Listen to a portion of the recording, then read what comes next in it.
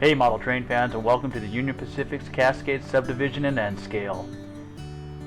I'd like to welcome you guys back to the layout. Welcome to layout update number 13. In this update I'm going to show you guys my painted and weathered track along with some ballasting and a small amount of scenery that I've started acquiring in just the recent days. So let's sit back and relax and watch the southbound Union Pacific manifest make its stop on the South Summit site on the Union Pacific's Cascade Subdivision.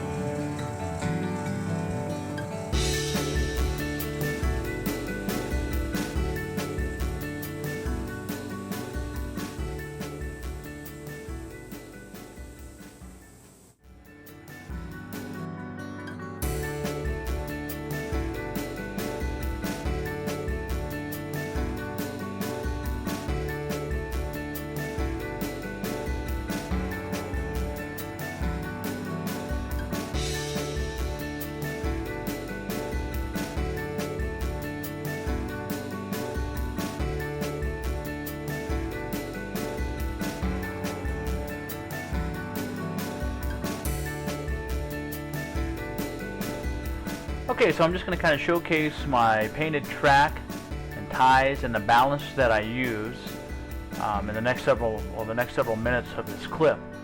I'm just going to kind of show you how I hand painted everything, and I'll briefly explain that to you. Very simply, with just a few steps. I use acrylic paints from Walmart. You can find those for like 89 cents for the small portions and a couple bucks for like the pint sizes.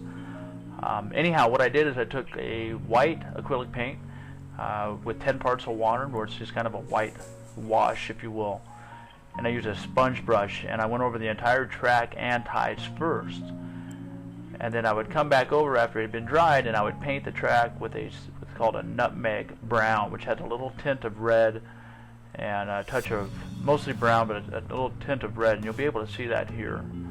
And I go through and I hand paint all sides of the track.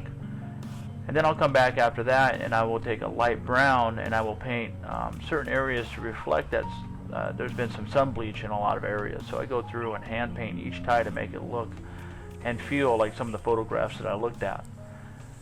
And then I'd also come back with a darker color and just kind of highlight and accent some of the ties to make them look as real as possible. And then lastly, I would come back through down to center with just a black brush with black paint and lightly brush black residue. That way it kind of shows some of the soot. And I did that primarily in some areas that had bumps. For example, like when you see cars hit the road and there's a bump there generally tends to be a black spot. So depending on some of the elevation changes is where I highlighted the black markings the most. Anyway, just a quick little update, and let's go ahead and watch this northbound empty potash train continue by the Summit siding, and the southbound inner manifest will continue its way on the southbound track. Again, I'd like to thank you guys all for watching, and I appreciate you guys' views. Please comment if you'd like to, and I hope you guys are enjoying this video series. Thanks for watching.